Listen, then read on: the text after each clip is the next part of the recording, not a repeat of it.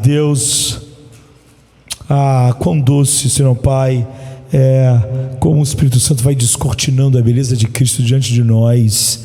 E, Senhor Pai, como é maravilhoso não haver outra maneira de mudar. Não é o medo da lei, não é o medo do inferno, não é o medo da maldição, Deus. Só o encanto pela beleza do Teu Filho pode nos levar à verdadeira obediência. Que não seja de um povo que te honra com os lábios, mas seu coração está longe de ti. Que nossos corações, Senhor Pai, estejam cativos da Tua palavra, porque ela é Tua mente. Oh Deus, a palavra, Senhor Deus, escrita para nós, que nos revela plenamente a palavra viva, que é o Teu Filho. Que nesta manhã nós possamos conhecer mais dos nossos corações, então mais das nossas misérias, e mais das glórias de Cristo, então mais, Senhor Pai, da nossa herança sem fim, que desfrutaremos, ó Deus, pela Sua vontade soberana. Fale conosco, em nome de Jesus, amém. Eu queria meditar em Isaías 41:14, e é um texto que não é muito amado nessa cultura que nós vivemos, infelizmente, não muito amado na igreja, já que cada vez mais tem sido difícil distinguir o que a cultura prega do que o que a igreja prega com jargão simplesmente evangélico. E aqui em Isaías 41:14 diz: não temas tu, verme de Jacó, povinho de Israel, eu te ajudo, diz o Senhor, e o teu Redentor é o Santo de Israel. Agora, quando eu penso nisso, quando eu penso na palavra de Deus, eu penso que isso que nós vamos olhar é uma das coisas mais importantes para nós hoje, mas nós podemos concordar totalmente aqui até o fim do culto. E no entanto, se olharmos com cuidado para a vida, como estamos cuidando dos nossos filhos, como estamos olhando nossas tristezas, a maneira que reagimos às coisas, estarmos aplicando exatamente o oposto do que falamos crer. Portanto, saber as coisas corretas de várias maneiras não é suficiente. Não conhecer a verdade já é começar errado, e o que começa errado, sem uma visão correta de Deus, não leva a lugar nenhum bom. Mas só o conhecimento correto, que não toca as fontes da vida, ele não é só inútil, mas condenatório. Então, eu costumo sempre, quando vou pregar, e acho que todos devem ter algo assim, porque quando eu vou ouvir, eu também faço isso, fazer um checklist dos nossos corações.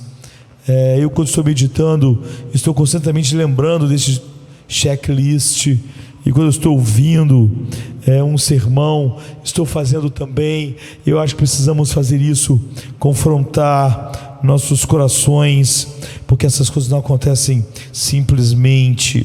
Há muitas pessoas que pensam que só por ouvir sermões serão transformadas, ou só por participar de cultos, quando na verdade as mudanças interiores vêm do Espírito transformar as verdades sabidas em verdades transformadoras e geradoras de afeições em nossos corações. Então, eu podia antes de falar sobre esse texto, lembrar, por exemplo, que nós podemos falar a verdade, e a única ideia nossa da verdade é vencer algo, é dizer, nós estamos certos, nós temos que ter cuidado individualmente e como igreja com isso. Muitas pessoas adoram debates da internet, debates com amigos, mas esses debates nem fluem de alguém que está experimentando mais Deus, e nem tem a intenção de levar alguém verdadeiramente a desfrutar Deus, mas sim de vencer algo. Por exemplo, a gente pode usar como exemplo de algo assim, o que é falado para nós em 1 Coríntios 8, de 1 a 3, quando o assunto, não é o que nós vamos tratar hoje, mas de comida oferecida a ídolos. E Paulo diz: sabemos que todos nós possuímos conhecimento. Ou seja, a maior parte daquela igreja estava bem instruída a respeito disso. Mas Paulo diz: se alguém imagina que sabe alguma coisa, ainda não sabe como deveria saber. Mas se alguém ama a Deus, esse é conhecido por Ele. Eu não sei se existe uma passagem que mais deva voltar aos nossos corações, nós que temos o privilégio de ter um evangelho não adulterado sendo pregado e nós consumindo a palavra de Deus a partir de princípios físicos, sólidos, fixos, sólidos. Eu não sei se existe uma passagem mais importante. É uma passagem dirigida àqueles que têm seus fatos corretos, seus conhecimentos corretos, mas seus corações estão errados. Não é difícil ter o conhecimento correto e o coração errado. Sobre o que vamos falar hoje, por exemplo, a maioria das pessoas vão ter dificuldade de discordar, mas como elas criam os filhos delas? O que elas tentam incutir nos filhos delas? Como elas olham para si mesmas? Como elas olham para as suas aflições, para as suas tristezas? Vai mostrar se esse conhecimento que elas professam é algo vazio, porque o que norteia a vida é não algo um pouco diferente, mas totalmente diferente. Aqui nesse texto, Paulo está se dirigindo aos conhecedores, mas que ao conhecer e estar com irmãos que não conheciam adequadamente, em vez de estarem empenhados em fazê-los entender a doçura do evangelho para se alegrar junto, eles não queriam saber, eles se orgulhavam porque eles sabiam e os outros não. Então eles não tinham nenhum cuidado amoroso, e isso é desafiador para nós. Esse texto nos faz perceber quantas declarações nós podemos fazer ao falarmos a verdade de Deus, que não são motivadas nem por um desejo por Deus, nem por amor às pessoas, e portanto declarações certas que não nos mudam. E isso me faz lembrar sempre, e de orar, de que eu devo ter um coração que realmente ame as pessoas para as quais eu prego, ou seja, no sentido de que eu anseie verdadeiramente que elas sejam mudadas por aquela palavra, e não só para que elas saibam, para que eu saiba, e para que nós juntos saibamos, e isso gerar orgulho em vez da mais profunda humildade. Eu perguntar: eu amo genuinamente a Deus, e ao falar sobre essa verdade, eu amo as pessoas, e essa é a razão por eu pressionar a verdade, quer seja agradável ou não, porque eu quero vê-las desfrutando de Cristo. Eu vi alguém dizendo que certa vez, conversando com alguém perguntou quando ele ia pregar, qual era, quando ele estava com o seu texto preparando, qual era a coisa motivadora, e ele disse que ele orava e ele se imaginava diante de Deus num lugar como esse quando ele pregava, e ele tinha um anseio de agradar a Deus sozinho e amar ninguém, um anseio de agradar somente a Deus. Isso é maravilhoso. Se não é isso que impulsiona um pregador, certamente ele não devia estar pregando. Mas o outro amigo disse para ele: eu oro mais, eu acrescento algo mais em minha oração. Eu oro: Deus, tu sabes como eu amo essas pessoas, dê-me as palavras certas para que o que for pregado aproxime elas de ti. Não só que elas saibam a verdade, não só que eu saiba a verdade, não só que possamos apontar para outros que não saibam a verdade, ou para igrejas que não pregam a verdade, mas para que elas, conhecendo a verdade, me dê palavras corretas, para que, Senhor Pai, amando-as, eu desejo ao pregar que elas se aproximem mais de você.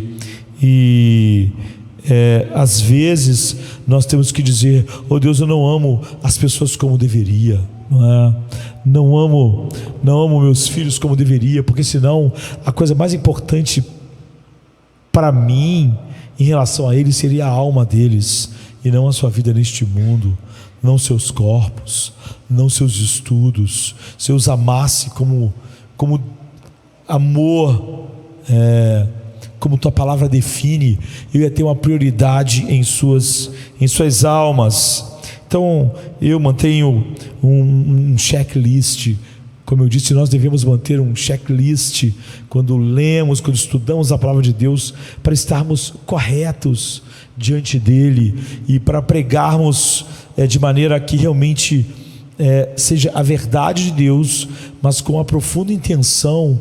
E é por isso que Paulo e os apóstolos, disseram: não, consagrem diáconos para cuidar das viúvas, das mesas, dos problemas, das pessoas que estão precisando de algo, porque nós vamos nos dedicar à pregação, ao estudo, à pregação e à oração. Porque elas vão juntas, pregação e estudo, por causa disso, desse anseio de que a palavra realmente mude as pessoas, em vez de querer ganhar o prêmio de simplesmente estar certo. E nós podemos ter motivos profanos para fazer qualquer coisa, para cantarmos, para tocarmos, para cantarmos aqui, para cantarmos aí, para pregarmos aqui, para pregarmos todos os dias. É muito fácil ter motivos profanos para as coisas, mesmo que certas, que nós façamos. Como os coríntios tinham lá um conhecimento correto, mas eles tinham motivos profanos, eles incharam, eles não queriam ministrar aquelas verdades em amor aos irmãos, em oração, para que eles mudassem. Não. E um avião, quando vai decolar, você vê que o piloto faz um checklist de tudo que está ali, se tudo está adequadamente, e ele às vezes pilota há anos e anos. Você pensa: para que fazer de novo? Então, é o procedimento. Ele precisa saber se está tudo certo. Nós precisamos saber se está tudo certo em nossos corações. Não basta nós falarmos que achamos o evangelho, entre aspas, do humanismo secular um absurdo, se nós somos guiados exatamente pelo humanismo secular, depois de tudo, por não estarmos fazendo um checklist. Eu, por exemplo, antes de pregar, eu quero sempre perguntar a Deus, quando estou com um texto, primeiro, eu estou preocupado com o que os outros vão pensar da mensagem, ou somente com o que tu vais pensar, Deus? Ou, por exemplo, eu realmente amo as pessoas para as quais vou pregar, de tal forma que eu oro por elas. Eu, como os apóstolos, me dedico à pregação e à oração para que elas sejam realmente transformadas pela tua palavra, e não só saibam a verdade, eu diga: fiz minha parte, ensinei o que é correto. E nossos corações estão propensos a vagar. Por isso que nós precisamos desses checklists diários, porque isso é sondador dos nossos corações. E com o passar do tempo, você vai acrescentando mais coisas a esse checklist, tanto da tua meditação em sua casa, quanto da meditação para pregar, em todo o texto que você está. E a primeira, como eu disse, é isso: estou preocupado com que as pessoas pensam da minha mensagem, ou com o que tu pensas? Estou preocupado com o que a cultura vai pensar, ou com o que tu pensas? Estou preocupado com a igreja, o que ela vai achar, ou com o que tu pensas? Isso me faz fazer o quê? Ensinar com temor. Ensinar, como Paulo diz, como que diante de Deus.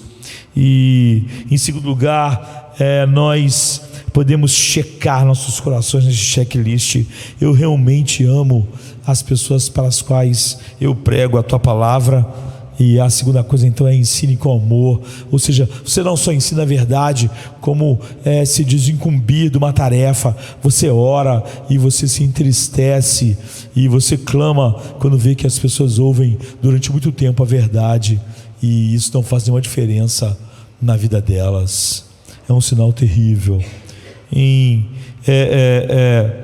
terceiro lugar, eu apresento a passagem que nós estamos estudando com precisão. Isso me dá então o anseio, quando estou com a palavra, de que eu ensine com precisão. Você deve, quando está estudando, quando está ouvindo, também dizer: eu ouço com precisão, para aplicar com precisão. Amanhã eu vou prestar atenção na minha segunda-feira, se o que eu ouvi hoje está sendo relegado, jogado de lado, como algo que era um fast food de domingo que eu comi, mas que agora eu já nem sei mais. Eu sou como aquele homem que Tiago descreve, que se olha no espelho da palavra de Deus, mas que quando sai logo se esquece. Todos os pecados, todas as deformidades que o espelho mostrou são esquecidas por mim. Em quarto lugar, eu estou dependendo do poder do Espírito Santo ou da minha própria inteligência. Eu acho que minha inteligência é capaz de mudar o coração de alguém, de tal maneira que eu tenho esquemas, eu tenho metas, eu tenho maneiras de fazer as coisas, de tal maneira que eu acho que realmente como eu faço vai atingir, ou eu estou dependendo do poder do Espírito Santo. Como Paulo diz, pregamos loucura para um, escândalo para outro, mas para aqueles que são chamados é o poder de Deus. E isso me lembra o que? Ensine com poder. Esteja preocupado em que o Espírito Santo faça a obra no coração das pessoas. E Ele só faz isso quando você prega apenas a verdade de Deus em oração, para que Ele haja. Em quinto lugar, por exemplo, essa mensagem eu aplico a minha própria vida. Ou seja, ensine com integridade. Tanto eu quanto vocês. Você não pode amanhã dizer para alguém que Jesus é a coisa mais importante do mundo, se Ele não é para você. Você pode estar ensinando algo certo, que Ele realmente é a melhor coisa do mundo, a mais importante, mas certamente você não está falando isso com integridade, porque não é verdade no seu caso. Você está falando que Ele é tudo, quando Ele não é. Você está falando que o ama, quando tem uma relação relapsa com as coisas dEle, quando tudo em relação a Ele é um peso para você.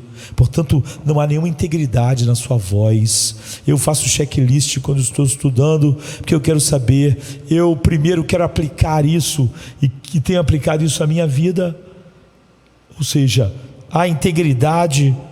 E em sétimo lugar, as pessoas realmente precisam dessa mensagem. Isso me leva ao que? Ensine com urgência. Não faça o que a igreja faz, pegar aqueles assuntos que não são o mais necessário na hora, porque isso vai trazer problemas. Lutero dizia que se aonde o diabo está mais atacando a igreja, a verdade de Deus, não é o que nós pregamos na nossa geração. Nós somos como um soldado que está sempre, se a batalha está aqui, ele vai para a parte de lá. Ele está na guerra, mas ele é um covarde. Se o que está sendo atacado é a suficiência da Bíblia, então eu tenho que pregar sobre isso. Se o que está sendo atacado é o casamento, eu tenho que pregar a respeito disso. Se estão deturpando o que é, por exemplo, o casamento, eu tenho que pregar a respeito disso. Se a minha geração está cultuando a depravação, uma depravação específica, é essa depravação sobre a qual eu devo pregar. Porque é muito fácil escolher aqueles assuntos que no momento a minha geração não vai realmente se levantar contra mim, vai até achar interessante escolher o que a minha geração de certa forma não vai reagir mal. Então eu não estou ensinando com o quê? Com urgência. Eu posso também me perguntar e me pergunto se a mensagem que eu estou pregando chama atenção para mim ou atenção para Deus. Isso me ensina o quê? Ensine com humildade. Não tente nunca ensinar e não ensine nada que faça a atenção se voltar para você. E a única maneira de fazermos isso é ensinarmos apenas as doutrinas da graça. Qualquer outra coisa, quando eu começo a falar sobre oração e como meus joelhos estão tortos, como eu oro, como eu faço, é óbvio que eu estou chamando a atenção para mim. e não sobre a doçura de quem é aquele que ouve as orações e por que ele ouve, que não tem nada a ver comigo. Se eu passo a ideia de que sou poderoso em oração, ou poderoso em alguma coisa, é óbvio que eu estou chamando a atenção para mim, e a pregação é uma falsificação, porque não há nenhuma integridade em mim. Eu quero uma atenção que devia ser num sermão dado apenas a Deus, num soli Deo glória, dada apenas a Cristo no solos Cristos. Qualquer mensagem que não aponte somente para Deus, mas para o pregador, ou para você, como o que é importante, o que é o alvo, o que é o propósito da igreja, ela é falsa. Então você vê, nós temos um checklist. O engano é muito sutil, e eu então sempre que prego penso: o que importa na eternidade? Não quero pregar o que importa em 2023 e que vai ficar velho e mofado em 2033. Grande parte do que a igreja prega é apenas humanismo secular, que se desmente a si mesmo, abraça causas hoje importantes, segundo eles mesmos as desmentem. Eu, quando prego algo, eu quero perguntar ao texto: isso tem um valor eterno? Isso é importante daqui a 100 anos? Isso é a coisa mais importante daqui a 1000 anos? E eu tento pregar à luz disso, pensando que as pessoas que eu prego, que são verdadeiramente regeneradas, eu verei o seu rosto daqui a 100 anos, e eu verei o seu rosto daqui a 200 anos, e eu penso sempre: o que eu posso pregar a essa pessoa que seja importante para ela daqui a 100 anos? O que eu posso pregar a essas pessoas que pode ser importante para elas daqui a 200 anos? O que eu posso pregar a elas que seja importante para elas por toda a eternidade? Não quero pregar o que é importante para elas para esta semana, para este mês, para durante a duração do seu casamento. Quero pregar para ela algo importante para todo sempre, algo eterno. Então esse texto aponta para isso, não é? O conhecimento correto, mas com o coração correto. E aí isso faz a gente chegar ao nosso texto, que diz: não temas, ó verme de Jacó, tu povozinho de Israel, eu te ajudo, diz o Senhor, teu Redentor é o Santo de Israel. O ponto principal desse texto é que o povo de Deus não deve ser um povo medroso. O que deve caracterizar o povo de Deus, apesar de que nós vivemos junto com o mundo no evangelho do vitimismo, do medo, em que eu acaricio o teu medo, acaricio as suas ansiedades, eu dou nome bonito para elas, eu quero que você se sinta bem mesmo cheio de ansiedades que desonram Deus. Não. O ponto principal desse texto é que o povo de Deus não deve ser um povo medroso, não devemos ser um povo ansioso, apesar de muitos crentes ficarem até ofendidos se falamos sobre ansiedade. Eles têm ansiedade como um pet, como um bichinho de estimação. Não toque na ansiedade deles, eles são pequenas vítimas dela. Não devemos ser um povo ansioso, não devemos ser um povo perturbado, não devemos ser um povo preocupado, não devemos ser um povo inquieto com coisas que ameaçam nossa vida e felicidade, segundo nós. Não devemos querer então ouvir um sermão que seja importante para nós nas próximas 2 semanas, como eu disse, como eu também não devo estar me interessando em pregar esse sermão, mas o que é importante para essas pessoas daqui a 100 anos, 200 anos. E as pessoas estão preocupadas com aquilo que podem, elas são ansiosas, perturbadas, medrosas, preocupadas, porque elas estão preocupadas com aquilo que ameaça a sua felicidade. E o que são essas coisas? Há adversidades econômicas, há pessoas hostis, há oposição satânica, consciência culpada, louco para alguém dizer: não há culpa, fique bem. Ou a deterioração da nossa saúde e a nossa morte que se aproxima. Mas a marca do povo de Deus não é o medo incapacitante, mas sim a confiança corajosa e contrita em Deus.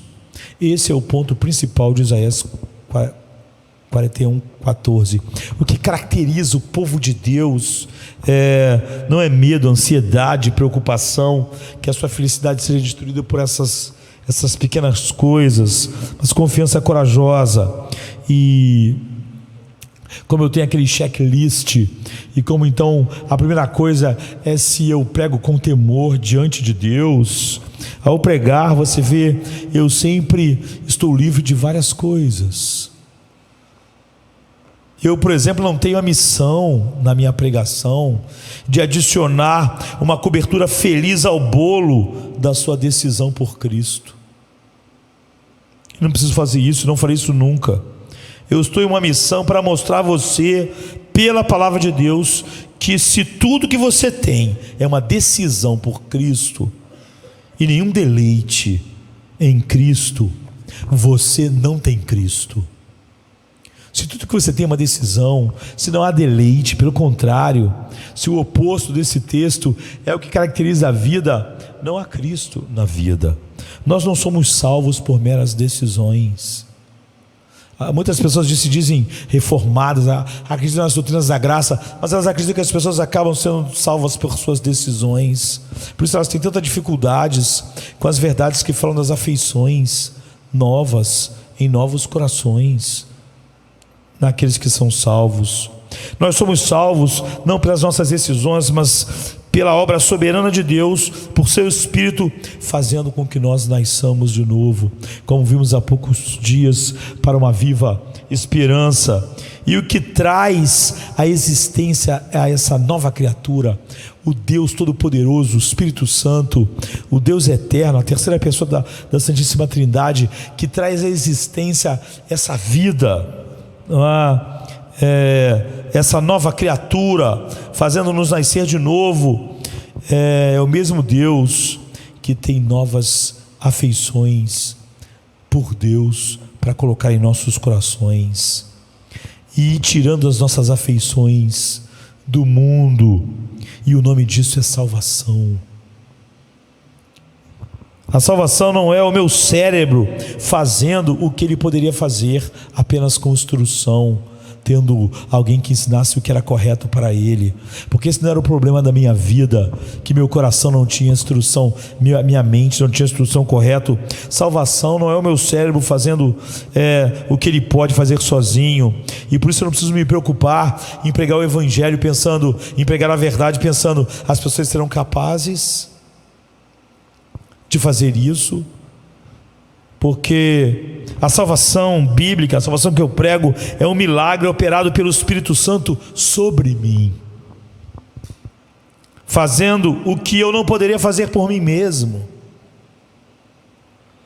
trazendo à existência um novo Josemar que tem uma afeição por Deus e está perdendo continuamente sua afeição pelo mundo que dominava toda a sua vida. Por natureza, como ele nasceu aqui. Eu não estou trazendo para vocês, semana após semana, uma mensagem de felicidade que é como uma cereja do bolo da tua decisão, mas eu quero persuadi-lo de que você, se você entendeu a fé salvadora corretamente, o deleite em Deus é o próprio bolo, não apenas o glacê, não é um vagão, mas é o motor do trem, e não apenas algo dispensável para personalidades estoicas ou pessoas especiais como o apóstolo Paulo. Não. Em segundo lugar, quando eu prego, eu não tenho a missão de colocar sua felicidade acima da glória de Deus. E eu nunca vou pregar nada que coloque a sua felicidade acima da glória de Deus.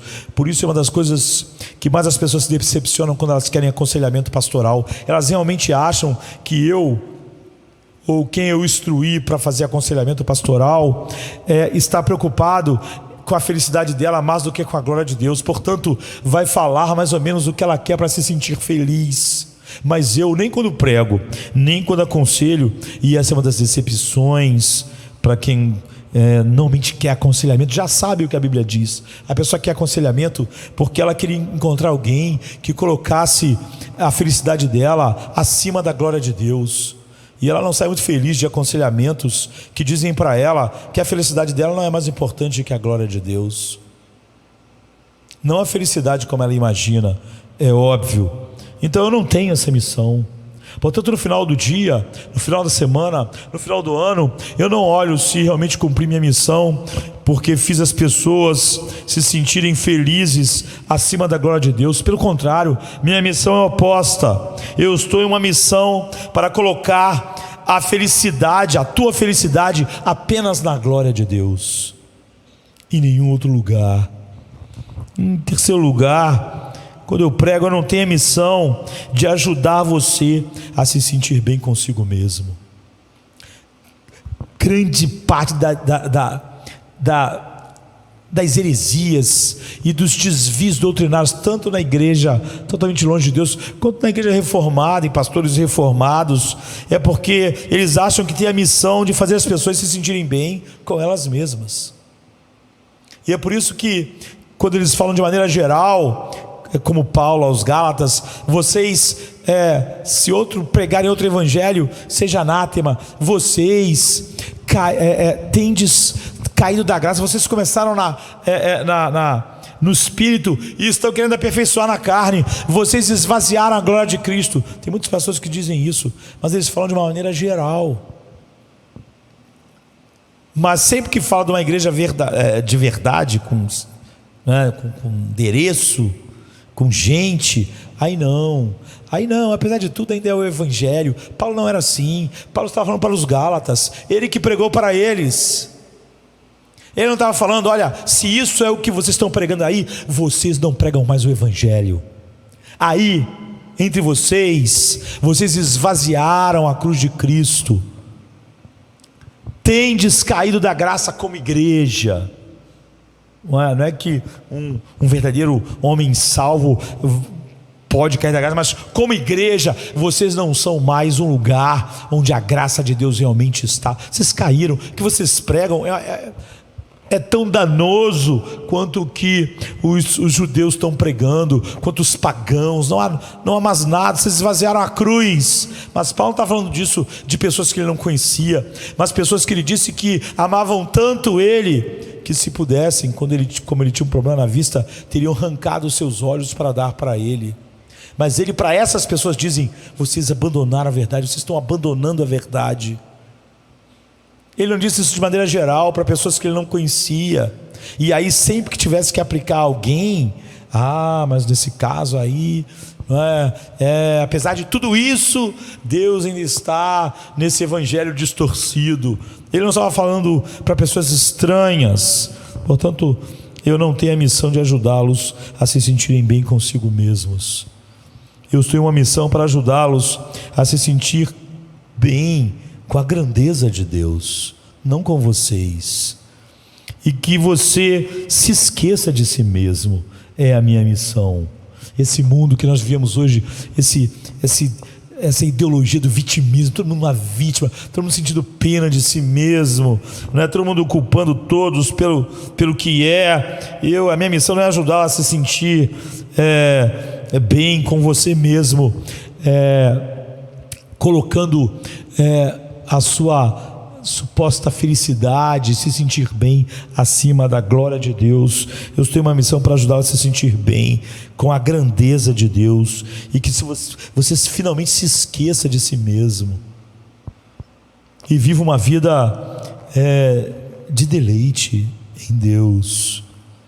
Eu vou dizer isso de novo porque em nosso molde, época do século 21, na parte de trás da crista da onda, daquilo que é mais importante para a nossa cultura, igreja, a autoestima, isso é aquilo que mais precisa ser dito, já que isso é onde mais o evangelho tem sido minado.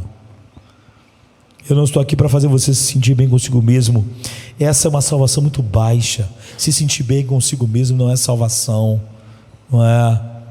E é por isso que as pessoas vivem deprimidas. Elas queriam se sentir bem com elas mesmas. Elas queriam ter nelas coisas que elas auto-admirassem e que fizessem elas felizes. Elas vivem olhando para o espelho para ver se elas têm coisas maravilhosas, para elas se sentirem bem consigo mesmas.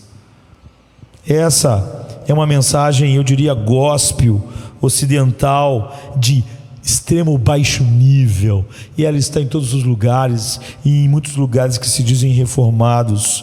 Mas eu estou aqui semana após semana para fazer você ser tão feliz em Deus, para ajudá-lo a se sentir tão bem com a glória da sua graça, majestade, beleza, justiça, amor, verdade, que você se esqueça de si mesmo, em vez de estar preocupado em se sentir bem consigo mesmo. Muitos já ouviram eu dizer, e eu gosto de dizer, sabe, ninguém vai para um lugar maravilhoso, grandioso, e nesses lugares estão lá para tentar aumentar a sua autoestima. Não é assim. Se você sobe uma grande montanha e vê um grande abismo à sua frente, você não subiu naquele lugar para se sentir bem consigo mesmo. Você se sente pequeno, você sente que aquilo é imenso, você sente a grandiosidade e seu coração se enche de admiração.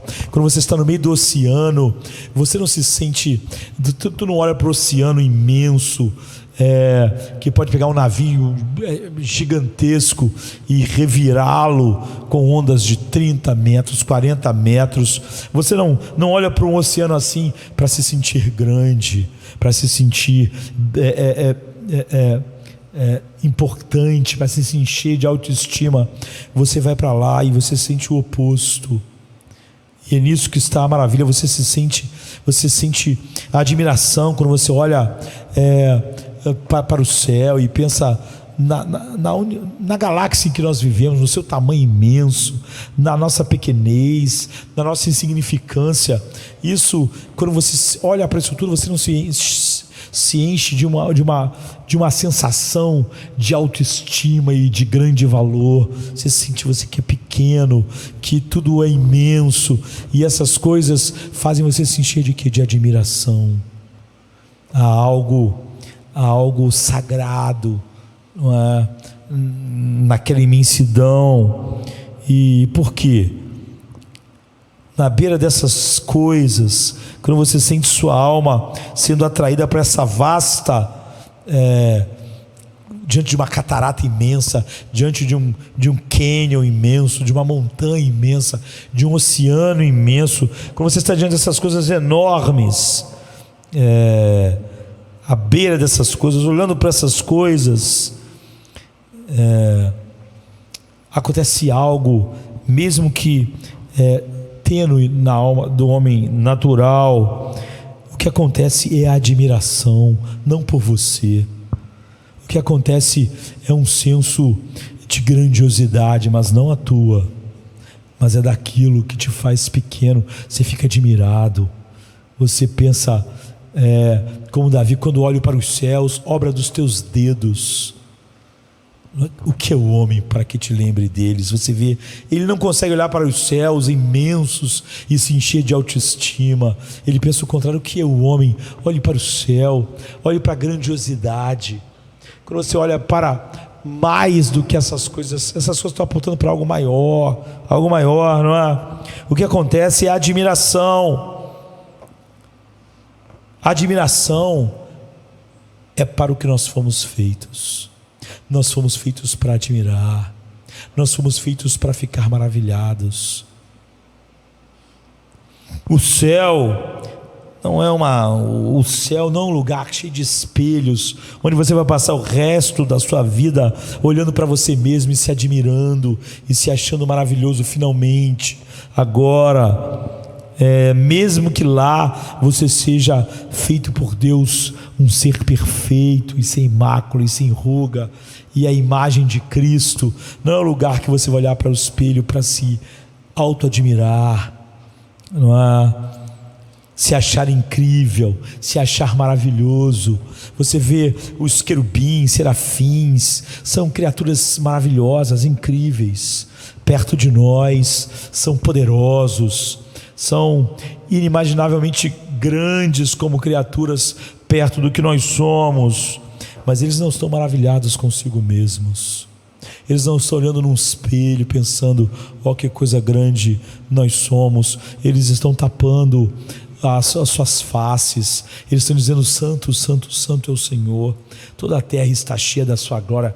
Eles estão admirados, eles estão cheios de admiração, porque nós fomos feitos para isso, e eles também. Na verdade, nós podemos suspeitar de que não haverá, no sentido mais profundo, espelhos no céu, porque tudo de bom e bonito sobre você será irradiado de volta para você pelas outras pessoas que Deus fez à imagem de Cristo, que você não vai estar interessado em olhar, porque você vai ver vindo delas essa beleza incrível, que reflete a beleza dele, e vai ter ele mesmo para ser o objeto da sua contemplação admirada, o que faz você se esquecer de você. Um querubim, a última coisa que ele está pensando é no próprio querubim, mas principalmente será sobre Jesus, o céu, em todos os lugares, satisfazendo minha alma. Então, pensamentos sobre você que nesse mundo causam dor, quase sempre são aqueles que estão afastados dessa realidade que deve começar agora. O céu, nós já temos o Espírito habitando em nós como penhor do que vamos experimentar. É triste estar num culto como esse e você está pensando em você. Está tudo de acordo com você, as pessoas estão tratando você como você quer, você está feliz com a temperatura do ar-condicionado, está feliz com aquilo, está feliz. Isso é horrível, isso não é cultuar a Deus. Então, nós achamos falsamente, e eu digo que esse é o perigo, porque nós falamos o evangelho da autoestima, o evangelho do humanismo secular, da psicologia secular, afasta o homem daquilo para o qual ele foi feito, a admiração, o encanto, não com ele mesmo, mas com Deus. Quando você não pensa assim, você pode dizer que acredita nisso, mas quando você cria seus filhos, quando você vive de maneira oposta, por causa do ar que você respira, que te diz outra coisa, diz que o teu problema vem de outro lugar, teu problema vem que você não se vê como devia se ver, teu problema, o humanismo e o evangelho estão falando sobre coisas tão diferentes, mas mesmo quem diz que vê isso, que o humanismo é terrível, continua às vezes sobre aquela força irresistível.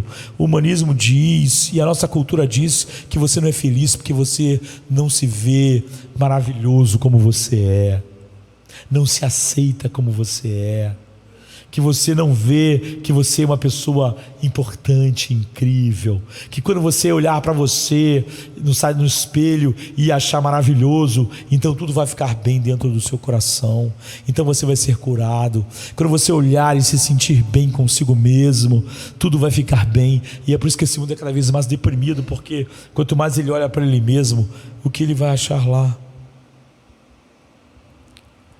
Se eu pudesse me sentir melhor comigo mesmo, as pessoas dizem, se eu pudesse me sentir melhor com a minha aparência, se eu pudesse me sentir melhor com a minha altura, se eu não tivesse só essa altura, eu fosse baixinho ou fosse tão alto, se eu pudesse me sentir bem comigo mesmo, se eu pudesse me sentir melhor com a minha aparência, se eu pudesse me sentir melhor com a minha altura, se eu pudesse me sentir melhor com o meu peso, se eu pudesse sentir melhor com o meu cabelo, se eu pudesse me sentir melhor com o meu corpo, com meus braços, com meus seios, sei lá, se eu pudesse me sentir melhor com a minha imagem, se eu pudesse me sentir melhor com a minha habilidade na matemática, eu ia me sentir bem comigo mesmo. As pessoas estão fazendo as coisas mais incríveis, faculdades importantes no mundo e aqui no Brasil também estão diminuindo a exigência no saber de ciências exatas como matemática. Agora aqui no Rio, uma faculdade importante diz que vai diminuir o grau de exigência do saber matemático. Por quê? Porque as pessoas ficam muito deprimidas, porque elas nunca conseguem aprender muito bem cálculo. Elas são ruins em matemática. E para as pessoas se sentirem bem, olha a loucura do vitimismo. Não vão tentar fazer essas pessoas compreenderem, vão diminuir. Quer dizer que nossos engenheiros vão saber menos matemática, nossos médicos vão saber menos biologia, para todo mundo se sentir bem na faculdade. Mas essas pessoas vão tratar com pessoas reais. Esses médicos vão ter que tratar de você. Esses engenheiros vão ter que fazer nossos prédios, nossas casas. Mas tudo, essa matemática muito exigente está fazendo as pessoas serem reprovadas. As pessoas que devem ser incluídas não estão se sentindo bem, porque elas se sentem mal, tirando notas, e elas precisam se sentir bem com elas mesmas. A melhor maneira então é abaixar o nível da exigência do conhecimento, do cálculo, porque ele é muito difícil, da biologia aqui, porque é muito difícil, da química ali. Essas pessoas vão se sentir bem. Você vê, essa cultura cultua tanto se sentir bem consigo mesmo, que toma as atitudes que qualquer outra geração ou um povo que fosse fora da terra dizer: essas pessoas são estúpidas. Como elas podem fazer alguém se sentir bem, passando elas sem saber a matemática e formando elas como engenheiros que dependem da matemática para manter as coisas em pé. Mas se sentir bem é tudo. Mas isso não é só na faculdade, não é? Na igreja também.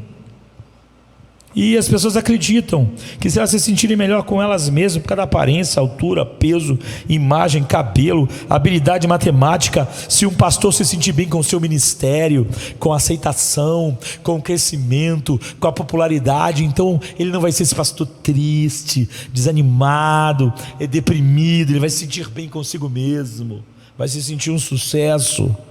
Se eu pudesse me sentir melhor comigo mesmo, eu estaria curado. Essa é a mensagem do humanismo secular. E é por isso que as pregações não querem deixar as pessoas se sentirem mal com elas mesmas. Não faça isso. Não compre isso. Não diga que acredite nas verdades de Deus, mesmo você numa igreja que pregue a verdade, só para criar seu filho preocupado se ele está se sentindo bem com ele mesmo, se alguma coisa na escola está acontecendo, se alguma coisa que você diz possa fazer ele cometer a tragédia de não se sentir bem com ele mesmo, porque então você não é uma pessoa íntegra. Você fala sobre uma coisa, mas acha realmente o que vai fazer ele feliz, ou você é se sentir bem consigo mesmo. Isso não vai curar você, não vai curar seus filhos. Vocês acham que os filhos hoje estão melhores, estão mais equilibrados, respeitam mais os pais? Os aluninhos da escola que se sentem bem consigo mesmos, são afirmados, respeitam mais seus professores, valorizam mais eles? Mas os próprios pais desrespeitados e não valorizados, e os próprios professores não valorizados e desrespeitados, foi quem ensinou a eles que tudo que importava era eles se sentirem bem com eles mesmos. E a igreja ensina isso também em grande medida. Você teria medidas de contentamento de baixo nível e de baixo grau e insatisfatório. Quando eu faço você se sentir bem com coisas assim, logo você vai estar deprimido. Ser aprovado sem saber, logo vai fazer você se deparar com a realidade de que você é péssimo e pessoas estão sendo prejudicadas pela sua incapacidade. Isso te faz se sentir bem?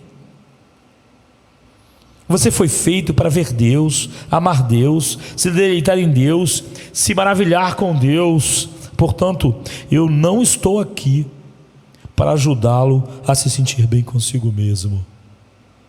Estou aqui para ajudá-lo a se sentir bem em relação a Deus. bem com o que Ele é. Que o seu coração se encha de admiração com aquilo que os querubins se enchem de admiração. Eles não estão bem no céu porque eles se sentem maravilhosos. Eles estão bem no céu porque não há nada que impeça o desfrute e a admiração deles do único ser para o qual eles foram feitos para admirar.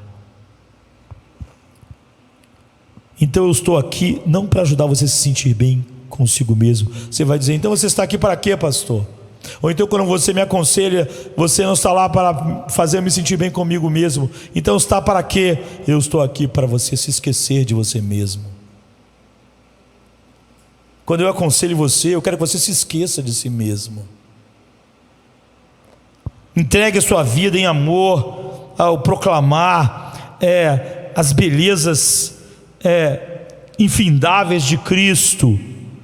Isso é amar os outros, é fazer o que Paulo fez. O Império Romano não estava gostando muito do que ele estava dizendo, mas Paulo realmente amou aquelas pessoas. Disse quando ele diz aos Gálatas, por acaso eu me tornei inimigo de vocês dizendo a verdade? Paulo amava os Gálatas. Ele não estava lá com a preocupação de fazer eles se sentirem bem com os desvios do evangelho que inundaram aquela igreja. E aqui diz, não temas, ó verme de Jacó, vocês, homens de Israel, povinho de Israel, eu te ajudo, diz o Senhor, teu Redentor e o Santo de Israel. O ponto principal desse texto, e eu não quero demorar, já que demorei na introdução, é que o povo de Deus não deve ser um povo medroso, como eu disse. Não devemos ser ansiosos, não devemos ser perturbados, não devemos ser preocupados, inquietos com coisas que ameaçam nossa vida e suposta felicidade. Que é o que eu disse, adversidades econômicas, adversidades em nossas vidas, pessoas hostis, oposição satânica, consciências carregadas de culpa, deteriorização natural da nossa saúde e finalmente a nossa morte. Não, esse texto está dizendo que o povo de Deus não é caracterizado por viver preocupado com essas coisas. A marca do povo de Deus não é medo incapacitante, mas sim a confiança corajosa e contrita em Deus. Esse é o ponto principal de Isaías 41:14. Depois há 2 pontos subordinados que nos esclarecem essa esperança de destemor, de falta de temor, preocupação e ansiedade. Então, primeiro, o povo de Deus está na condição de um verme. Você vê, isso não é bom para hoje, porque naturalmente as pessoas dizem, isso não faz eu me sentir bem. Esse é o tema do texto. Não temas, ó verme de Jacó, vós, povinho de Israel. Em segundo lugar, a fonte de destemor é a promessa que não tem nada a ver conosco mesmo, com nós nos auto-admirarmos e encontrarmos satisfação em nós mesmos. A promessa está totalmente em Deus. Não temas, ó verme de Jacó, povinho de Israel, eu te ajudarei, diz o Senhor, o vosso Redentor, o Santo de Israel. Em outras palavras, a libertação da preocupação, do medo, da ansiedade, daquilo que corrói a alma, do medo, da escuridão. A libertação da preocupação não vem porque não estamos na condição de um verme, mas porque Deus envolve todas as suas forças em favor dos vermes que por sua graça se refugiam nele. Então, pense nos esquemas de Satanás e o evangelho da autoestima, que é tão presente, infelizmente, de maneira geral, e até mesmo em igrejas ditas reformadas.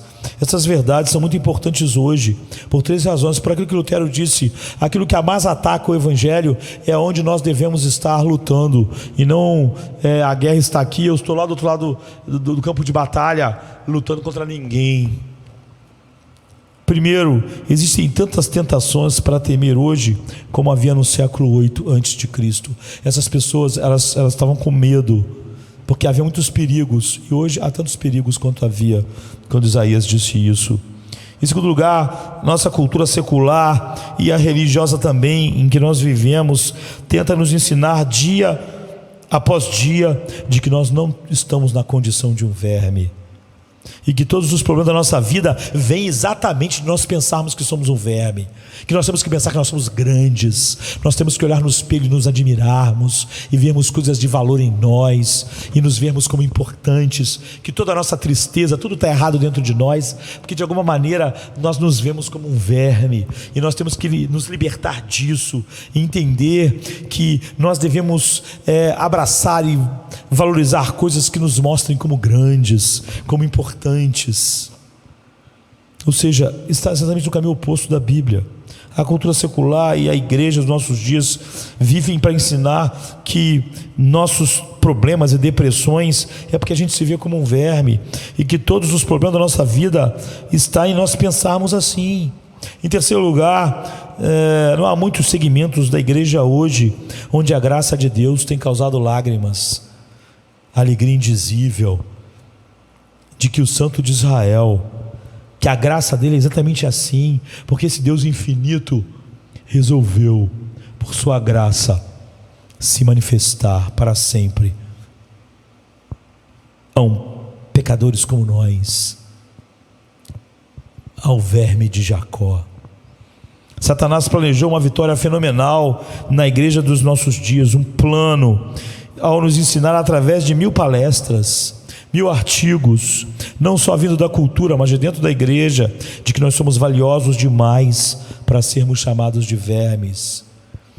E ele tornou impossível nós cantarmos verdadeiramente Amazing Grace, com o coração maravilhados, porque a maravilha da graça é exatamente a visão de que eu não sou nada e de que ainda assim Deus me salvou. Quanto maior eu me vejo, menor a graça é, menos produzidora de alegria indizível no meu coração, porque não é uma graça tão grande salvar alguém tão valioso, importante como eu sou. Então o diabo tornou impossível cantarmos realmente maravilhados, quanto mais belo e valioso é o homem, menos surpreendente é a graça.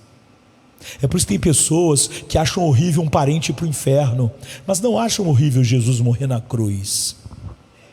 Eles acham que nós, seres humanos, merecemos a morte de Cristo, que ele receber toda a ira de Deus é muito razoável, para que nós, pessoas maravilhosas, não a recebamos. Isso não é uma graça maravilhosa para nós. O evangelho da autoestima está curando as nossas feridas superficialmente, dizendo paz, paz, onde não há paz. E é por isso que gera em nós depressão sem fim, porque diz que somos maravilhosos, mas nós sabemos que não somos. Quando estamos sozinhos, quando estamos em nossos travesseiros, quando olhamos honestamente para o nosso espelho, nós sabemos que o que a igreja disse para nós é mentira, de que não somos pessoas maravilhosas, que há uma miséria enorme dentro de nós, que a nossa sociedade é miserável porque nós somos miseráveis, que ninguém é culpado pelos meus sentimentos de raiva, de inveja, de amargura, que isso vem de dentro de mim.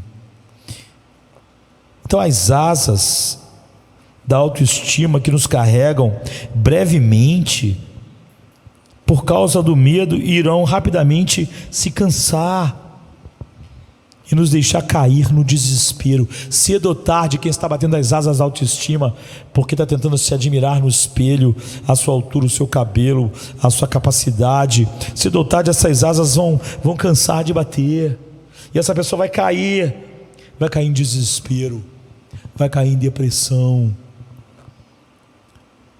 Pois como John Newton disse em seu hino, foi a graça que ensinou meu coração a temer, e por isso a graça tirou todos os meus medos. Onde a glória da livre graça soberana, das doutrinas da graça de Deus empalidecem na sombra da autoestima, porque as doutrinas da graça são tão complicadas, e mesmo tão apagadas no meio dito reformado, porque ela empalidece na sombra da autoestima humana. Como eu disse, quanto mais valioso é o ser humano, menos as doutrinas da graça são espantosas, maravilhosas, menos elas deixam de boca aberta quem está ouvindo, menos espanta como os anjos ficam espantados, porque o Rei da Glória desceu a este mundo. Um dia haverá um grande estremecimento de medo quando o Santo de Israel se levantar para obter glória sobre todas as nações, na vindicação da sua graça, que soberanamente salvou apenas o verme de Jacó. Como Jesus diz: não temais, ó pequeno rebanho. Não é grande, não é maravilhoso, não porque vocês são grandes, alguma coisa, mas porque foi do agrado do Pai dar a vocês o reino.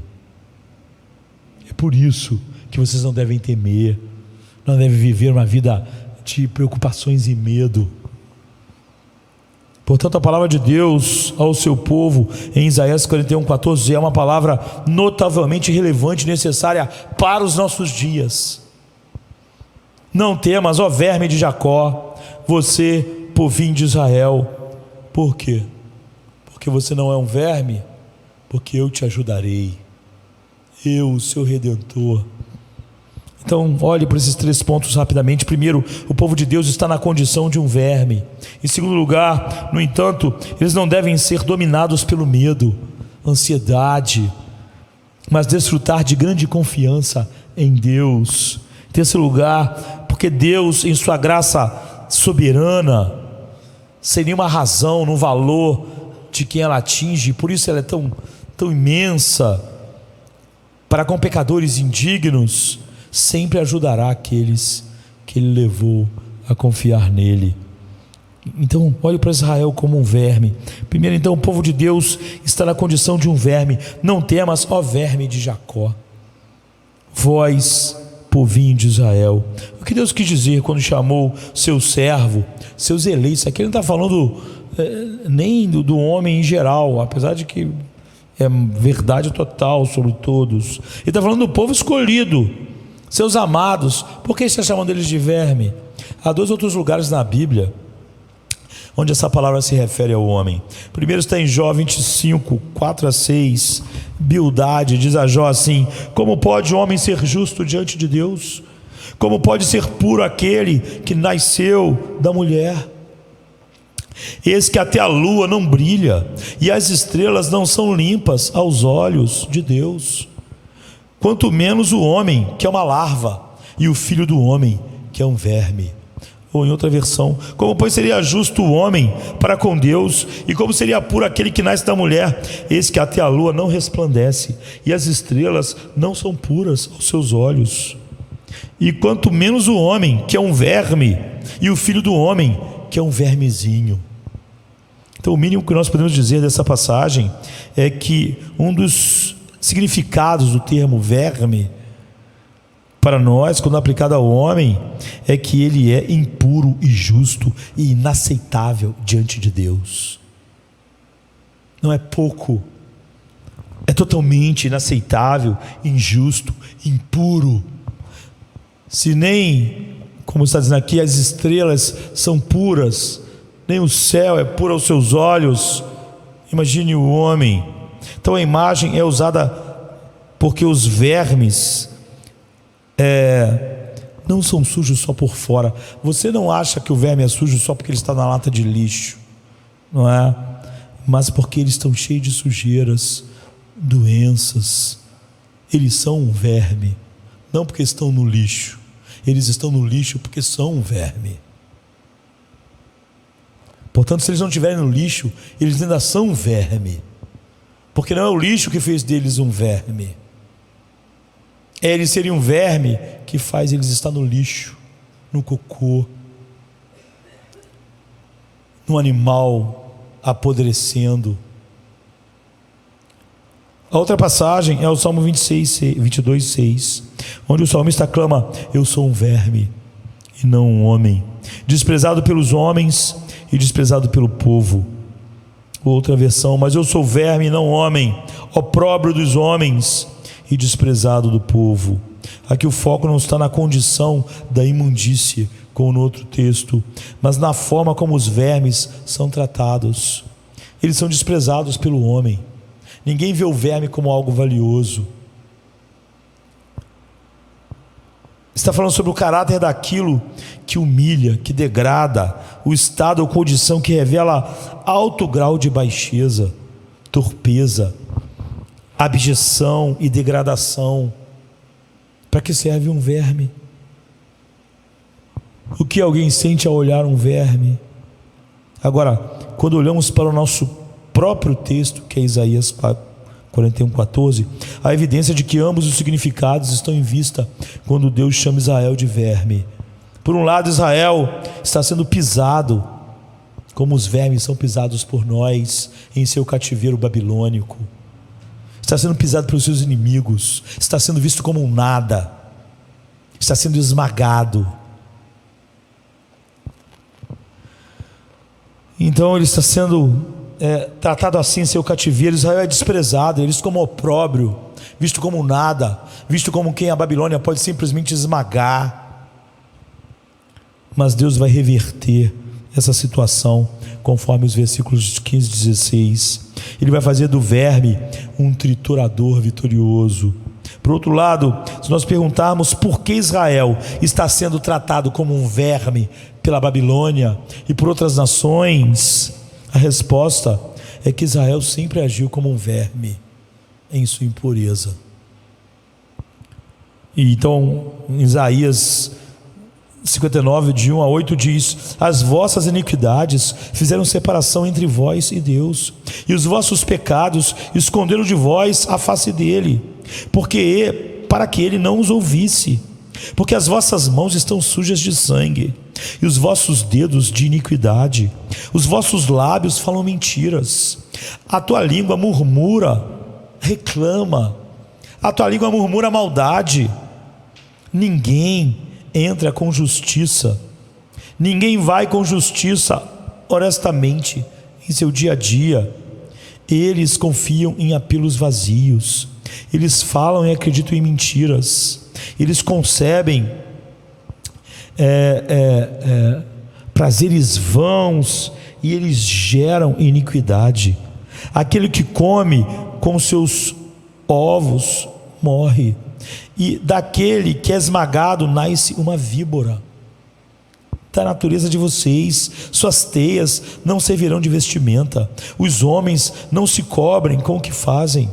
As suas obras são como obras de iniquidade, e atos de violência estão em suas mãos. Seus pés correm para fazer o mal, e eles se apressam para derramar sangue inocente. Seus pensamentos são pensamentos de iniquidade, depravação, desolação e destruição estão em cada um dos seus caminhos. O caminho da paz eles não conhecem, eles vivem em intrigas, lutas, fofocas, e não há justiça em seus caminhos. Fizeram seus caminhos tortuosos. Ninguém que anda por eles conhece a paz. Ninguém que anda pelos seus caminhos, pelas suas mentes, pelos seus pensamentos. A razão pela qual Deus entregou Israel ao cativeiro para ser tratado como um verme foi porque Israel era um verme em seu coração. Não havia nada bom neles. Quando Isaías viu o santo de Israel, ele disse em Isaías 6:5: ai de mim, pois estou perdido, pois sou um homem de lábios impuros e habito no meio de lábios impuros. E esse era o único povo no mundo que tinha a palavra de Deus, que tinha a revelação de Deus. O coração de Israel estava profundamente corrompido com orgulho, arrogância, autoexaltação, buscando autoestima nos lugares onde nós buscamos em nós mesmos. Espelho. As pessoas mais religiosas da terra eles eram os únicos que tinham a Torá, eram os únicos que tinham tudo que Deus revelou ao homem, e no entanto eles não eram nada melhores do que nenhuma outra nação. Então Isaías adverte no capítulo 2, de 11 a 17, da onde é tirado para o Novo Testamento. Os olhares altivos do homem serão abatidos, e a soberba dos varões será humilhada, e somente o Senhor será exaltado naquele dia, porque o Senhor dos exércitos tem um dia contra todo soberbo e altivo, contra todo que se exalta, contra todos os cedros do Líbano, elevados e exaltados, contra os carvalhos de Bazã, contra todas as altas montanhas, e contra todas as altas colinas, contra toda a torre alta e contra toda muralha fortificada, contra todos os navios de Tarsis e contra toda embarcação formosa. E a altivez dos homens será humilhada, e a soberba dos varões será abatida, e somente o Senhor será exaltado naquele dia. Uma vez que você comece a ver que Deus é Deus, que foi Ele que nos criou, que somente Ele deve ser honrado e exaltado no mundo, que dele deve vir toda a nosso senso de admiração, que a magnificência do seu poder é 10 bilhões de vezes maior do que nossa suposta tecnologia, nossos pensamentos que vão poder melhorar nossa alma, não é? Qualquer tecnologia, qualquer filosofia, que seu direito e autoridade sobre todas as coisas é absoluta. Uma vez que você começa a ver que Deus é Deus, torna-se muito difícil exagerar a maldade do coração humano, no qual há um fio de rebelião e desprezo para com esse ser infinitamente perfeito, infinitamente sábio. Você começa a ver quão verme é um coração que acha que pode realmente com sua mente debater com a mente dele. Não é exagero quando Deus chama de Israel de verme. Pelo contrário, Deus deve se contentar com palavras inadequadas para descrever a enormidade do pecado e da maldade de Israel. Todos são vermes diante de Deus. Agora você pode dizer, o que tem isso a ver conosco? Eu não estou da época de Isaías, nem sou parte de Israel. A primeira coisa a enfatizar é que Israel é um livro de lições para todas as nações.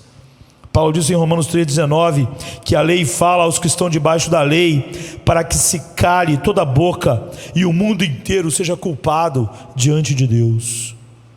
Deus apenas ilustrou, no caso de Israel, o que é verdade sobre todo homem, para mostrar assim: nem aqueles que ganharam as maiores vantagens, nem aqueles que tinham os meus oráculos, nem aqueles que tinham exatamente a revelação de quem eu sou, foram diferentes. Nem os mais privilegiados. Ninguém é justo, não sequer. Romanos 3,10. Todos os pecados estão destituídos da glória de Deus. Romanos 3,23. Todos estão sem desculpa, porque Deus revelou a todos que só Ele deve ser agradecido por todas as coisas, glorificado e admirado. Um dia Ele vai ser admirado em todos os seus santos. No entanto, nenhum de nós oferece a Deus a gratidão, a admiração e o afeto e a obediência de que Ele é digno, nem nós, já redimidos. Gratidão, queridos. Não é verdade que quem conhece o Evangelho, a igreja devia estar cheia de pessoas hoje, como a mulher que quebrou o seu perfume e está beijando os pés de Jesus? É assim que as pessoas estão. Mesmo agora aqui é assim. No entanto, nenhum de nós oferece a Deus a gratidão, a admiração, o afeto e a obediência de que Ele é digno. O insulto a Deus de nossa lealdade indiferente, nossa obediência indiferente, nosso cumprimento mesmo nosso daquilo que Ele mandou, como se fosse nós fazermos um favor, estamos carregando um fardo. Ou então a nossa lealdade morna, inconstante, é um insulto tão grande quando comparado com o que Deus é: infinitamente sábio, infinitamente poderoso, justo e misericordioso. O que Ele merece? Ele merece que os querubins achem que o que eles cantam e colocam diante dele é indigno, por isso eles se tapam. Mas nós, arrogantemente, estamos sempre cansados das coisas de Deus, sempre com pena de nós mesmos, não é assim? Sempre temos uma desculpa. Que um Deus infinitamente sábio merece. Isso só aumenta quão terrível é o que ele recebe. Resta então a perspectiva terrível de julgamento e de fúria e de fogo. É o que Hebreus 10, 27 diz. Irmãos, se sentíssemos uma pequena fração de como nossos corações pecaminosos são imundos e repugnantes diante da santidade dos olhos de Deus, não poderíamos começar a nos sentir indignados quando somos chamados de vermes. Não poderíamos nos sentir indignados porque Deus não salvou aquele, não quis salvar aquele e não salvou aquele lá. Não podíamos. O que então devemos dizer sobre nossa própria época e sobre o evangelho da autoestima dentro da igreja? Um ensinamento que remonta exatamente o oposto, que diz que o nosso problema fundamental é que nós não nos consideramos grandes o suficiente, maravilhosos o suficientes, e que a igreja está aqui, que os aconselhamentos estão aqui para você se sentir cada vez melhor consigo mesmo, que todas as suas tristezas, depressões e medos vêm do fato de você não se valorizar. Políticas de afirmação. O que você pode dizer à igreja hoje, onde em geral o pecado final não é mais deixar de honrar a Deus, mas deixar de estimar a si mesmo, de se valorizar, onde a auto-humilhação e não a humilhação de Deus é o mal supremo? As pessoas pensam que por que as doutrinas da graça são cridas com lábios, mas dificilmente se expressam em alegria em todas as situações, porque nós achamos que o mal supremo é a auto-humilhação e não a humilhação de Deus. Nós achamos que o mal supremo é o homem não ser valorizado como devia ser, começando por mim, e não Deus. E o grito de libertação desse mal não é mais miserável homem que sou, quem me livrará, mas sim, ó homem digno que eu sou. Quem pode me ajudar a me ver como melhor? Quem pode me fazer me sentir bem comigo mesmo? Será que o pastor pode, no aconselhamento, fazer eu me sentir bem comigo mesmo? Nas suas pregações? Será que a igreja pode me ajudar a eu ver quão maravilhoso eu sou? A primeira coisa eu diria esta: Jacó é um verme. E até que Deus tenha completado a obra milagrosa da nossa santificação e nos tornado perfeitos, ainda teremos em nós o suficiente da nossa antiga corrupção para nos manter pobres de espírito e andar em humildade. Quando ele tiver acabado, isso não vai mudar, porque daqui a 1 milhão de anos Deus vai se relacionar com você por graça, porque quando você for perfeito, quando você for exatamente a imagem de Cristo, Deus não vai te dever nada. Isso quer dizer que daqui a 1 milhão de anos Deus vai se relacionar com você apenas por graça.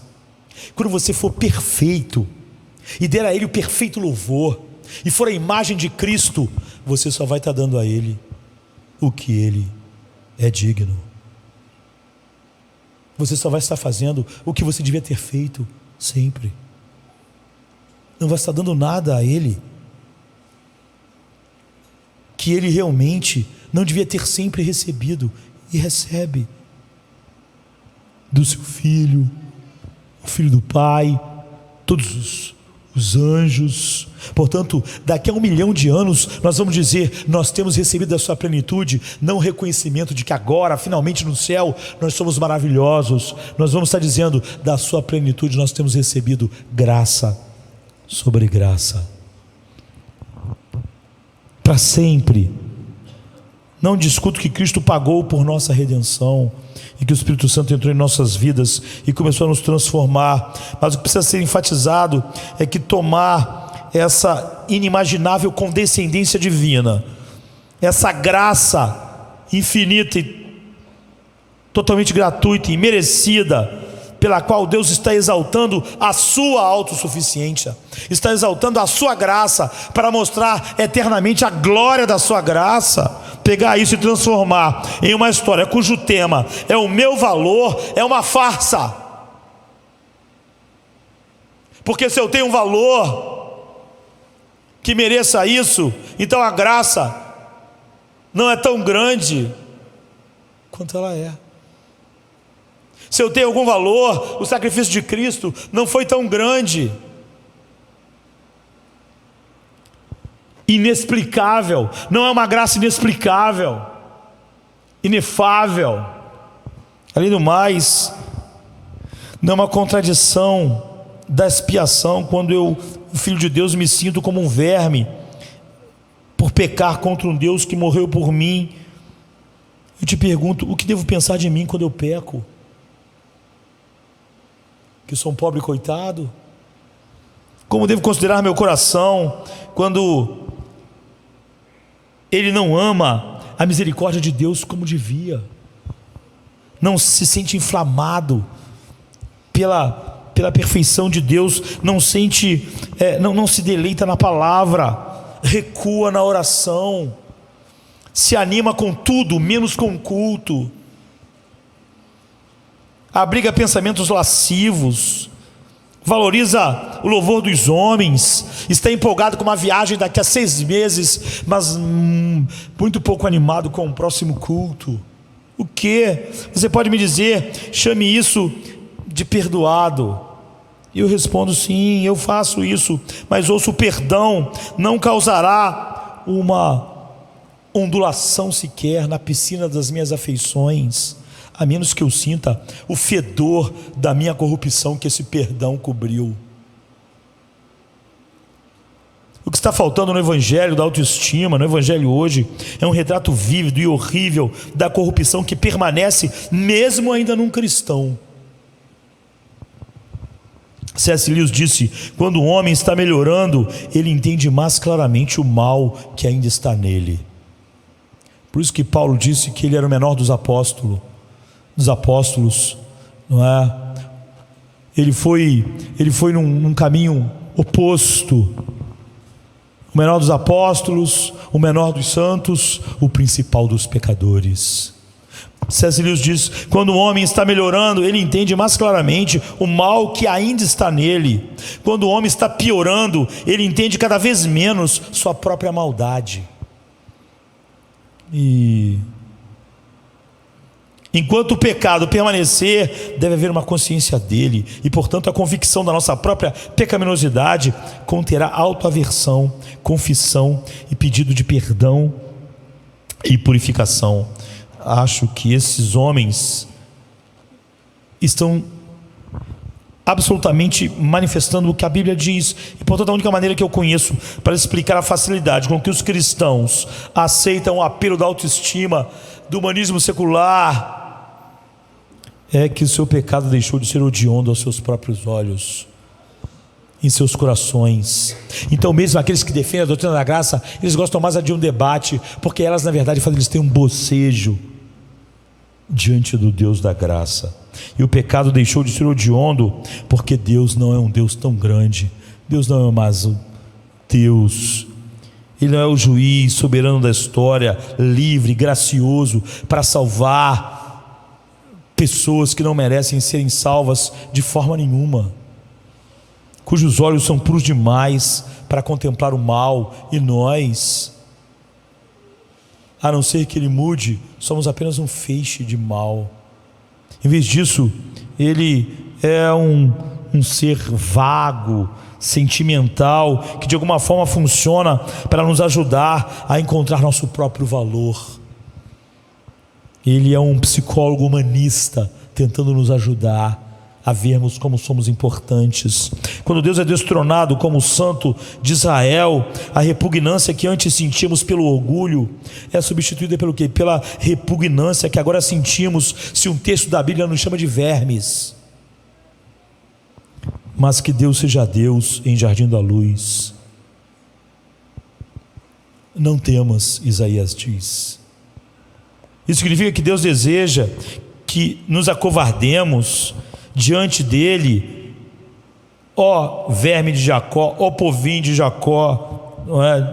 De Israel, Falar isso significa que Ele deseja que nos acovardemos diante dEle e sejamos incapacitados pela culpa, pelo medo, pela ansiedade.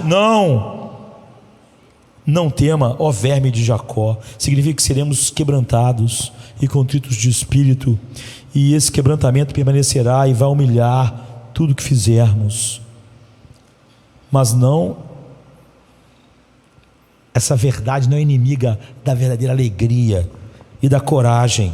Jonathan Edwards, em uma das partes preferidas minhas em tudo que ele escreveu, e é difícil encontrar o que você pode chamar de partes preferidas em Jonathan Edwards, ele diz assim: todas as afeições graciosas produzidas pelo Evangelho, pelo Espírito, todas as afeições santas, todas as afeições graciosas que são um doce odor para Cristo e que enchem a alma de um cristão com uma doçura e fragrância celestial, são afeições de um coração quebrantado. Um amor verdadeiramente cristão, seja para Deus ou para os homens, é um amor humilde e de coração partido. Os desejos dos santos, por mais sinceros que sejam, são desejos humildes. Sua esperança é uma esperança humilde. A sua alegria, mesmo quando é indizível e cheia de glória, é uma alegria humilde e de coração contrito e partido. E deixa o cristão mais pobre de espírito, mas como uma criancinha, e mais disposto a uma humildade universal de comportamento. Ou seja, saber que resta corrupção em nossos corações e que nossas débeis afeições desonram o Deus que nos amou.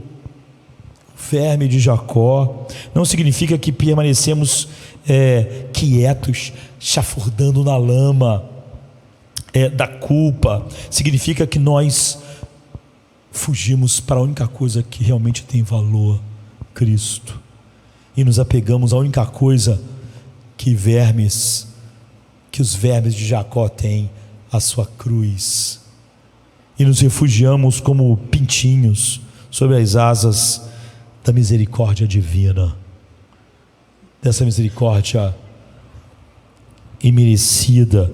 E aí nós ganhamos coragem para amar, não porque nos consideramos altamente e passamos a ter uma alta visão de nós mesmos, mas porque consideramos a graça como nosso suprimento tudo suficiente.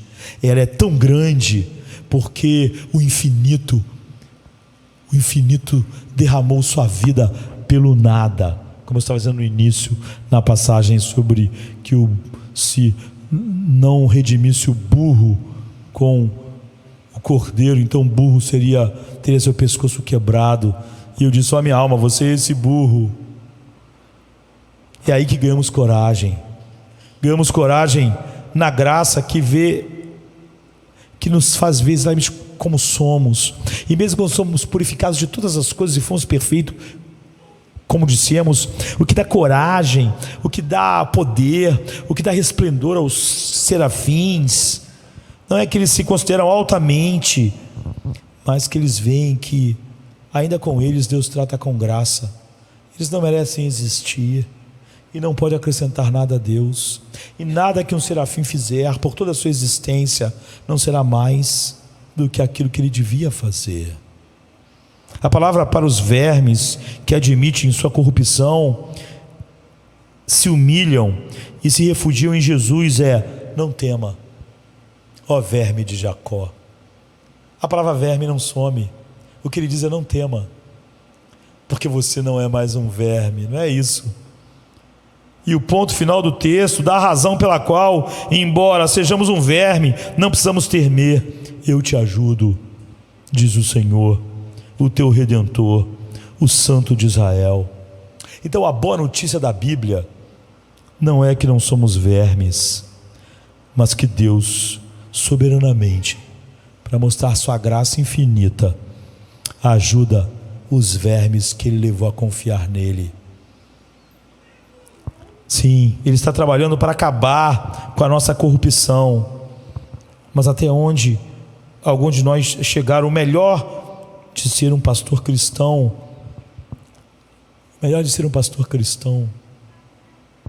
é que o que eu tenho que oferecer às pessoas não são passos para uma autoimagem positiva, Eu nunca venho aqui para mostrar os passos para você ter uma autoimagem positiva, mas a melhor coisa de ser um pastor cristão é que eu tenho que mostrar a graciosidade do Santo de Israel. Não tema, ó verme de Jacó, eu, o Senhor, te ajudo.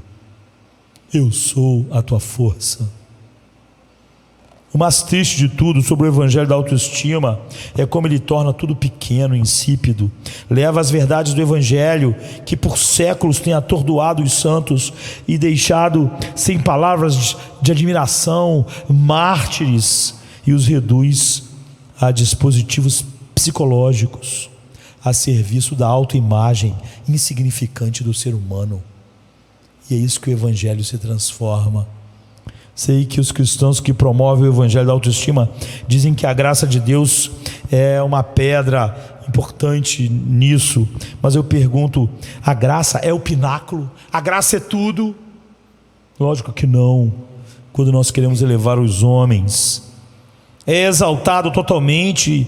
O evangelho da autoestima deixa você exultante e glorificando nas riquezas indescritíveis da graça soberana que produz alegria indizível e cheia de glória, ou deixa você exultante com a descoberta de que você é alguém que realmente é importante e valioso e maravilhoso. Minha oração por Jardim da Luz, o meu objetivo na pregação é que possamos ser um povo que humildemente e que com um coração humilde, partido, reconheça a corrupção semelhante a um verme que permanece em nós, e que reconheça que mesmo na eternidade haverá uma distância infinita entre nós e o Deus eterno, e que para sempre Ele vai se relacionar conosco por graça, porque nós nunca vamos ser dignos e nunca vamos fazer mais, mesmo no estado de mais absoluta perfeição, mais do que aquilo que nos é devido, do que é a nossa obrigação, e Deus não nos deve nada, portanto Ele continuará nos tratando com graça.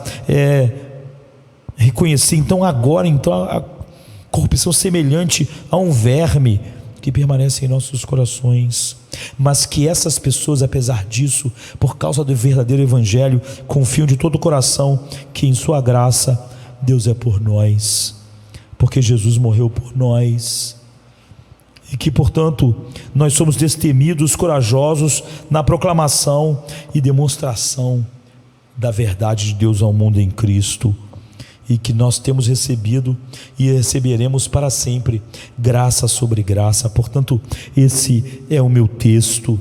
Não temas tu, verme de Jacó, povinho de Israel, eu te ajudo, diz o Senhor, e o teu Redentor, e o Santo de Israel. Venha se cansado estás, e eu descanso darei.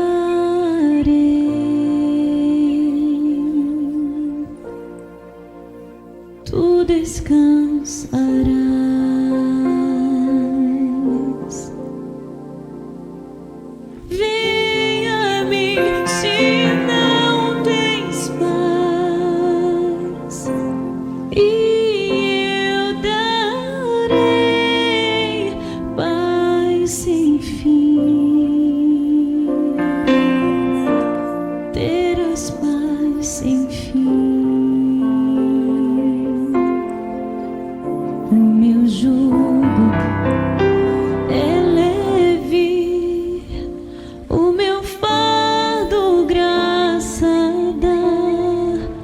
Tome tua cruz.